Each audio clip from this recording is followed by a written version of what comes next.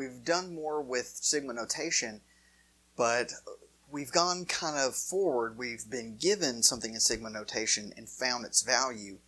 Now what we want to do is take something that's not in sigma notation and find a way to express it in sigma notation. I need to express to you how important this concept is. In mathematics, one of the biggest things you can do is discover a pattern, because once you've discovered a pattern and are able to condense it down to something that's more manageable, digestible, there are a lot of manipulation techniques that are available to you. So this skill, pattern recognition, is one of the most invaluable things you can learn in terms of your mathematical career. Whether or not it's directly for sigma notation, sure, but in general, pattern recognition is very, very important. So, in pattern recognition, we're going to say, what's the same and what's different? So let's look at these expressions and figure out what's the same and what's different. Now, I know that this thing's going to be in sigma notation, so what I can do is I can go ahead and build my structure. I can say it's going to be some sort of sigma. It's going to have a index term, so let's call that k here. And it's going to have some sort of lower bound and some sort of upper bound. Now, I don't know what those are yet. And the same is going to be true here. And so let's just say I use j. Or let's even be stranger. Let's use p. So I'm going to say p equals, and I'm going to have some sort of lower index and some sort of upper index. So I need to find the pieces that are the same and the pieces that are different. So let's look. In this particular case, I look in the numerator and I see that 7, 7, 7, and 7. It's always 7 in the numerator. No matter what I do, it's going to be 7 in the numerator. So I'm going to write that as 7 here. Now in the denominator, I've got 3, 3, 3, 3. Okay, so it's always 3 in the denominator on the first term, and that's always a plus. Okay, that's always a plus. Now, what's going on with the other term?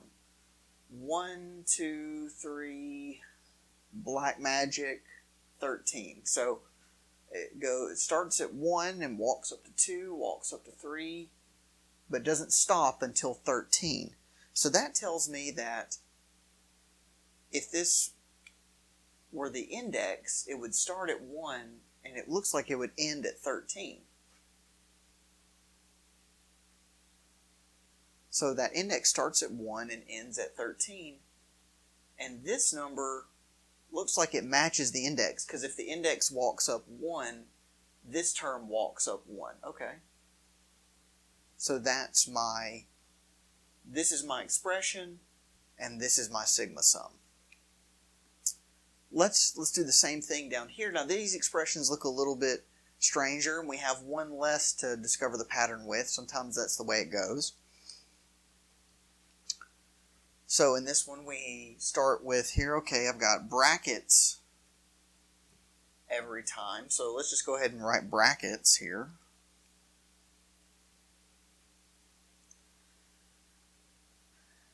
And then I've got a 6, looks like a 6 every time. Looks like it's always subtracting every time. Got something in parentheses, squared, squared, squared every time. And then I've got 5, 5, 5 every time, okay.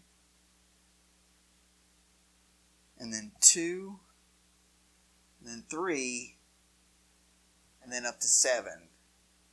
Now there's multiple ways this could be true, but let's be naive and let's assume that it just walks up 1 every time. So 1 and then 4, 5, 6, 7. Okay. So let's write that as P. Then P would start at 2 and would end at 7. Okay.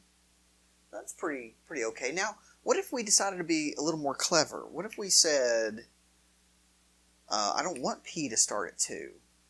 Maybe you're writing a computer program and, when you do for loops, a lot of times it starts at 0. So what if I wanted P to start at 0?